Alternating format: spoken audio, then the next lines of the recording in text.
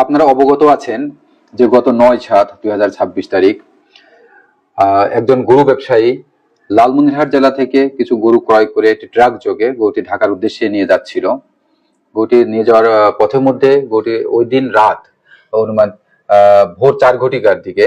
দিবাগত 4 ঘটিকার দিকে গরু ভর্তি ট্রাকটি যখন আমাদের বগুড়ার শেরপুর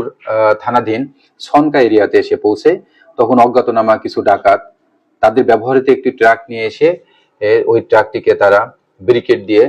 ট্রাকে থাকা যে লোকজন ছিল গরু ব্যবসায়ী সহ তাদেরকে হাত পা বেঁধে ফেলে এবং তাদের কাছ থেকে মোবাইল ফোন এগুলো নিয়ে নেয়। পরবর্তীতে তারা ওই ট্রাকে থাকা ওই গরু ব্যবসায়ী ট্রাকে থাকা গরুগুলো তাদের ট্রাকে তা ট্রান্সফার করে নেয় এবং নিয়ে তারা ওই তাদের ট্রাকে করে গরুগুলো নিয়ে ঢাকার উদ্দেশ্যে রওনা হয়। উক্ত বিষয়ে পরের দিন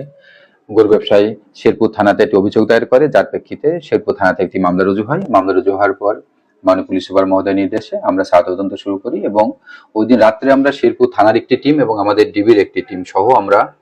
টাঙ্গাইল জেলার কালীহাতি এলাকায় ওখানে অভিযান করে আমরা 2 জন ডাকাতকে গ্রেপ্তার করি এবং তাদের দখল হইতে ওই ডাকাতির কাজে ব্যবহৃত ট্রাকটি আমরা উদ্ধার করি।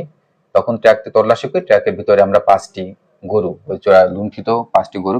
মৃত অবস্থায় আমরা পাই। পরবর্তীতে ওই ডাকাতের দেওয়া তথ্য অনুযায়ী ওই দিন রাতেই আমরা কালীহাতি থেকে যে ভুয়াপুর রাস্তার মুখে ওখানে আমরা অভিযান পরিচালনা করে ডাকাত দলের আরেকজন সদস্য তাকে গ্রেপ্তার করি এবং তাদের নিকট থেকে আমরা আরো 2টি লুণ্ঠিত গরু উদ্ধার করতে সক্ষম হই। এই যে 3 জন ডাকাত দলের সদস্যকে গ্রেপ্তার করা হয়েছে, এদের কি পূর্বে আর কি মামলা আছে? হ্যাঁ সঠিক, তাদের একজনের বিরুদ্ধে ইতিপূর্বে মামলা আছে, আমরা দেখছি বাকিগুলো